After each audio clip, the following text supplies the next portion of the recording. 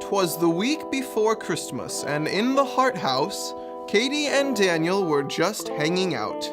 As they sat on the couch and made conversation, little Katie was smiling with joy and elation. I'm really excited for Christmas, you know? All the singing and holly and tinsel and snow. Oh, and all of the presents wrapped up with their bows. Don't you just love Christmas time, little bro? Daniel harumphed like a nasty old Grinch. Oh, his nostrils they flared and his eyes they did wince, and he said, "I'll be happy when Christmas is through. I'm sick of the singing and laughing and ringing of bells and the trees and the ornaments too." That's so sad, Katie said. He replied, "Boo-hoo." Little Katie frowned and even shed a tear. Why does my brother have no Christmas cheer? He dreads the holiday every year. He even hates Santa and his flying reindeer. Katie thought, I wish that I could make Daniel see that Christmas is good. Maybe if he wore a real festive hat, then I bet he'd... Why are you looking at me like that? Daniel stared at Katie, wondering what she was thinking. This made her quite nervous, so she started blinking, uncontrollably, right in front of the guy. He asked, "Is there something up with your eye?" She said, "Yeah." So he said, "You should take care of that." I'll be right over here. You know where I'm at. And so, later on, whilst Daniel was chillin', Katie walked in with a really good feeling. She sat next to him and said, "What's up, bro?" She punched his shoulder and said, "Yo, yo, yo!" Or should I say, ho, ho, ho? "You should say neither. Now, would you please go?" Katie frowned, stood up, and stomped loudly away. She said to herself, I'll get him some way. "What did you say?" I wasn't talking to you! "Oh, then who were you talking to?" Katie said nothing, but just walked away. So anywho, this happened later that day. Katie turned on the radio, up really loud, and she smiled really big because she felt so proud. This music will get him excited for Christmas.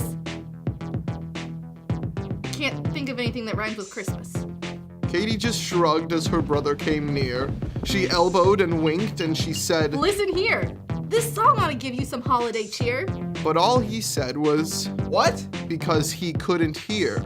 "This song ought to give you some holiday cheer." But all he said was, "What?" Because he still couldn't hear. "This song ought to..." "Maybe we should turn this down." So that's what he did, which caused Katie to frown, and then Daniel said, "What?" And she said, "Never mind." So he said, "Whatever," and left her behind. Now Katie was livid. She sat and she stewed and she spat and she fumed and she seethed and screamed, "Dude! How can I get him to cherish the season? He won't wear the hat, won't listen to reason, won't listen to music, won't sing to the songs? Maybe I've been going at this all wrong. Maybe there's another way. Okay, let's see. And then little Katie got an idea. Hey, bud. Huh? What? Could you do me a favor? I'm busy right now. Can I wait until later? It's kind of important. Ugh, what do you need? I need you to go get the star for the tree. Where is it? The attic. Ugh. It'll take a sec only. He thought for a beat, then said, "Fine, but you owe me." So into the attic old Daniel did climb, and he opened up boxes, one at a time, till he found what he needed, the star for the tree. He grabbed it, then stared at it, contemplatively. He thought about Christmas, and all that it means.